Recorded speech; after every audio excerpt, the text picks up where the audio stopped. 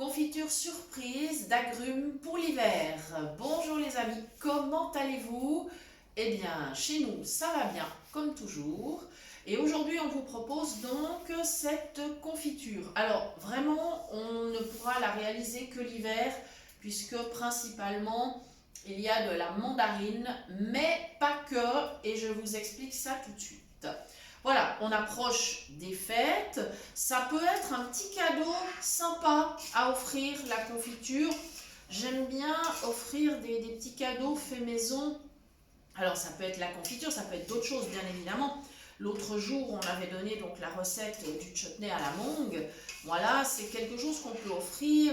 La confiture également, c'est souvent très apprécié. Et ce que les gens apprécient aussi beaucoup, c'est pas la valeur du cadeau, c'est justement le fait qu'on ait consacré du temps pour le préparer. Voilà. Donc, même avec un tout petit budget, on peut faire de très jolis cadeaux, tout simples, mais qui font grand plaisir. Voilà. Donc, pour les proportions de cette confiture que je commence à mélanger, qui commence à chauffer, voilà, il me faut des mandarines. Alors, j'ai choisi évidemment de les éplucher parce qu'on peut aussi préparer une confiture de mandarine comme la confiture mentonnaise au citron que vous trouverez également sur la chaîne d'ailleurs. C'est-à-dire en laissant les peaux et en faisant bouillir le tout, et ensuite on coupe le lendemain les fruits, on ajoute le sucre, on remet cuire, enfin etc. Bon, mais là je me suis dit, j'étais pas très sûre que la peau soit vraiment bonne à consommer dans une confiture, j'ai préféré éplucher. Donc au final, j'ai environ 800 grammes de mandarines, à peu près. J'ai 2 citrons verts, alors pareil, hein, je les ai épluchés, j'ai coupé. Alors très important, j'ai séparé les quartiers des mandarines aussi, hein, je ne les ai pas mises entières. Voilà, la cuisson sera plus facile et plus rapide, tout simplement. Et quand on dit cuisson rapide, eh bien on dit aussi économie d'énergie, forcément.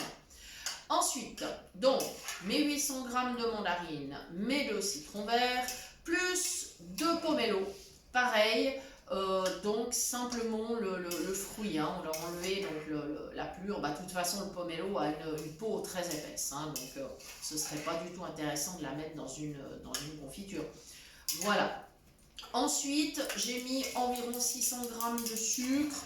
Alors, le sucre dans les confitures, on peut toujours mettre plus ou moins selon les goûts. Nous, on essaye d'en mettre pas trop.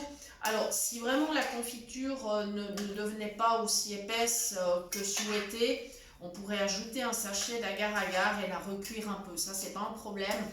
Mais en principe, ça sera suffisant puisque ces agrumes étant des fruits à pépins quand même, on aura sans doute suffisamment de pectine, donc ça devrait prendre.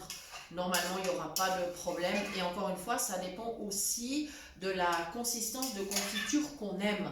Parce que ça, bien évidemment, on peut aimer une confiture plus ou moins liquide. Ça dépend des goûts. Voilà. Ensuite, pour démarrer, alors j'ai laissé mariner les fruits et le sucre une demi-journée. Voilà. Et ensuite, j'ai mis un tout petit peu d'eau. J'ai gardé une bouteille à proximité. On ne sait jamais, si jamais il fallait rajouter, mais ce ne sera pas le cas.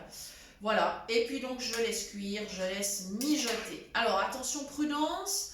La confiture, il faut prendre une casserole suffisamment grande parce qu'elle peut bouillir, elle peut monter, elle pourrait déborder si la casserole est vraiment pas assez haute.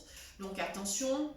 Ensuite, au moment de remplir, alors on pourra choisir de mixer ou pas. Celle-là, je préfère qu'elle soit mixée. Mais après, encore une fois, c'est du goût, chacun fait ce qu'il veut. On laisse bien mijoter, hein. Une confiture pas cuite, c'est pas terrible, elle moisit super vite. Donc, on laisse bien mijoter 20-25 minutes jusqu'à ce que les fruits soient bien cuits. Et on peut se rendre compte en faisant un petit test, c'est-à-dire quand c'est bien chaud. On plonge la spatule avec laquelle on mélange, on la plonge dans la confiture et ensuite on la dépose. Alors là, j'ai un plat en verre, ça peut être une assiette, hein, simplement. Et si au bout d'environ 1 minute, vous avez une consistance aqueuse comme une confiture en fait, hein, un petit peu collante, comme ça, bah, vous saurez que votre confiture est prête. Voilà. Alors, le remplissage des pots, il peut se faire à chaud ou à froid. Alors, bon, moi j'ai de la chance d'avoir un mari sous la main qui a des bons yeux, mais moi, franchement, j'éviterais de le faire à chaud parce que ça peut être dangereux si moi je dois le faire toute seule. Donc, je laisse refroidir, enfin, je laisse tiédir. Je remplis des pots, évidemment des pots bien propres, et puis je peux stériliser au four 1 heure à 100 degrés. Attention, il ne faut pas remplir à ras-bord dans ce cas-là. Ou alors, ce que je peux faire aussi, c'est mettre dans des petites paires et mettre au congélateur. Ça se garde très très bien et on sort portion par portion. Et une fois entamé, ben, on garde au frigo. Et comme ça, il y a moins de risque de moisissure. Voilà, donc c'est les suggestions que je vous fais. Si vous avez quelqu'un qui peut vous aider à faire le remplissage à chaud, et ben simplement, il faut bien fermer les pots, les tourner à l'envers et c'est impeccable, ça tiendra, il n'y aura vraiment pas de problème. Voilà, donc je crois que je vous ai donné toutes les astuces pour cette confiture. N'hésitez pas à nous indiquer vos variantes, ça nous fait toujours plaisir. Voilà, n'hésitez pas non plus à nous écrire cuisinepratique@mail.ch. Vous pouvez nous retrouver évidemment sur Facebook ainsi que dans le groupe Phoenix Cuisine Pratique. On papote cuisine, accessoires, matériel et bien évidemment c'est un groupe non commercial. Voilà, si vous avez des questions, eh bien n'hésitez pas dans les commentaires également. Voilà, merci de nous avoir suivis les amis et à très bientôt pour de nouvelles idées cuisine.